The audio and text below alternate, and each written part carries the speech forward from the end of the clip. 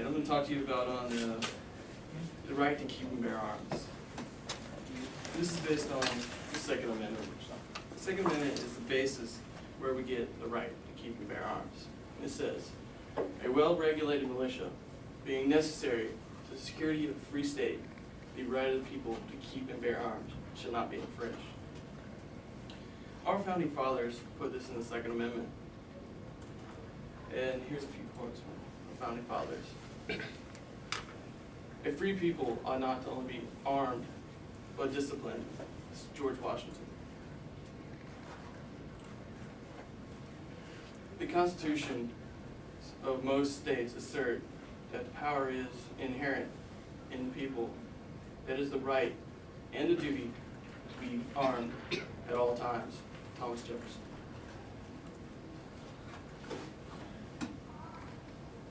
To disarm the people is the best and most effectual way to enslave them. George Mason, co-author of the Second Amendment. Law. During the colonial times, it was law for a household to own arms. This is a quote from the Encyclopedia of the American Constitution. By colonial law, every household was required to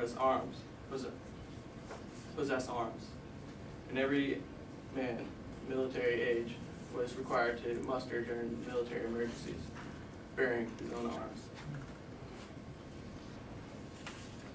Alright, our opponent's view. Our opponents want to ban guns, just get rid of them out of America. But we have a problem with this. If you ban guns, the people you don't want to get guns will get their hands on it one way or another. And you've just left the people who obeyed the law defenseless. I mean, examples of this, drugs. I mean, people still get their hands on drugs even though they are illegal. Another is England. I lived in England for a couple of years.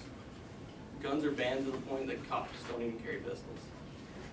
So what happens if somebody pulls a gun on you? I mean, not even the cops can help you. What has happened? Gun restrictions.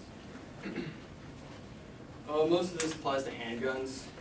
You gotta be 21 to be able to buy a handgun, when you can be 18 to join the military.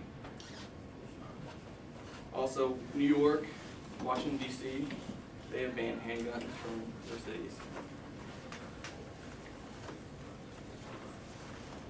What else has happened? Self-defense.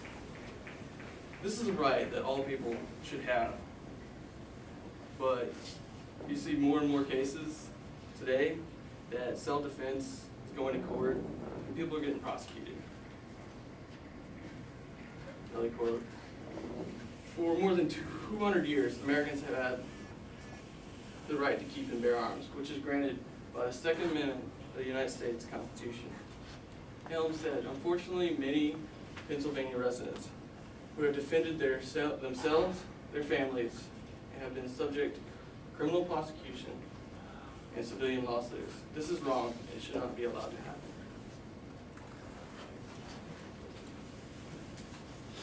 These are our rights. We should stand up and protect our rights.